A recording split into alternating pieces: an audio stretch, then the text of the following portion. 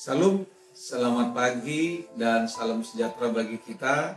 Dan tidak terasa kita sudah sampai di akhir bulan Agustus 2022. Dan kami juga menyampaikan selamat ulang tahun bagi Anda yang merayakan ulang tahun kelahiran dan ulang tahun pernikahan di tengah-tengah keluarga Anda.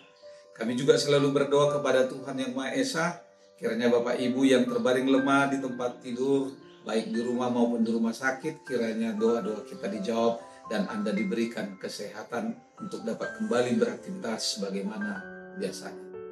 Sebelum kita memulai segala sesuatu di penghujung, di akhir bulan Agustus 2022 ini, mari kita terlebih dahulu mendengarkan firman Tuhan. Firman Tuhan pada hari ini diambil dari Matius 6 ayat 27. Siapakah di antara kamu yang karena kekhawatirannya dapat menambahkan sehasta saja pada jalan hidupnya? Dalam bahasa Batak, ise hamu marhuaso pangadahon ariarina nago saasta gajangna anggo tungsian pangosohon nirohana. Demikian firman Tuhan. Saudara-saudari yang terkasih di dalam Tuhan kita Yesus Kristus, kekhawatiran, kebimbangan, galau adalah kehidupan orang-orang yang masih ragu akan kuasa Tuhan. Dan tidak seorang pun yang hidup di tengah-tengah kehidupan ini tanpa kekhawatiran. Tak satu pun kebal dari kekhawatiran. Jika seseorang berkata bahwa dia tidak peduli akan apapun yang terjadi di dunia ini, maka dia ada dalam penyangkalan. Lalu yang menjadi pertanyaan, apa yang dapat kita lakukan dengan kekhawatiran kita? Saudara-saudari yang terkasih di dalam Tuhan kita Yesus Kristus, sebelum kita belajar tentang kebenaran firman Tuhan dan mencari tahu apa yang dapat kita perbuat terhadap kekhawatiran kita, kita perlu mengetahui sesuatu tentang kekhawatiran itu sendiri. Kekhawatiran adalah sebuah perasaan gelisah, ketakutan, atau kengerian terhadap sesuatu yang belum pasti terjadi. Perasaan-perasaan ini biasanya terkait dengan pikiran-pikiran kita yang selalu berpikiran negatif tinggi atas segala sesuatu yang mungkin terjadi di masa depan. Merasa khawatir berarti merasa cemas, bingung, dan pikiran kita terpecah belah atau kacau. Apa yang harus kita perbuat ketika rasa khawatir menyerang pikiran kita? Saudara-saudari, Rasul Paulus menasehati kita di dalam Filipi 4 ayat 6 hingga ayat yang ke-7.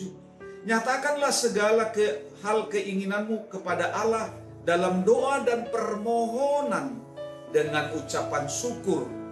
Damai sejahtera Allah yang melampaui segala akal akan memelihara hati dan pikiranmu di dalam Kristus Yesus.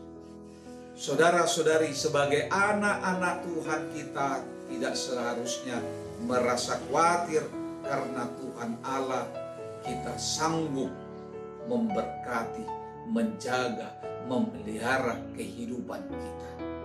Ketika kita khawatir, kita sedang berupaya memindahkan beban dari bahu Tuhan kepada kita sendiri. Ingat saudara-saudari, tidak ada seorang pun yang mampu melepaskan kita dari kekhawatiran selain daripada Tuhan. Itu sebabnya Tuhan bertanya, siapakah di antara kamu yang karena khawatirnya dapat menambah sehasta saja pada jalan hidupnya? Sebagaimana yang dikatakan oleh firman Tuhan saat ini. Di dalam Matius 6 ayat 27. Tidak ada gunanya bagi kita memelihara kekhawatiran. Justru itu akan berdampak buruk terhadap kehidupan sukacita kita. Kita akan kehilangan kebahagiaan, kegembiraan, sukacita. Dan kita akan menderita sakit, penyakit akan datang silih berganti dalam kehidupan. Ketika kita dihadapkan pada kelemahan-kelemahan, setiap kita memiliki pilihan apakah kita mau menyerahkan hidup kita, penderitaan kita kepada Tuhan, atau kita mau mencoba menyelesaikan keluar daripada penderitaan dan persoalan hidup yang kita hadapi, saya rasa tidak akan pernah mampu. Mari di dalam satu hati, satu pikiran, satu kasih, dan satu tujuan, memberikan sepenuhnya hati kita, hidup kita, dan berusaha kita percaya kepada Tuhan, maka kekhawatiran dalam hidup kita akan hilang segera. Selamat beraktivitas. Tuhan Yesus memberkati seluruh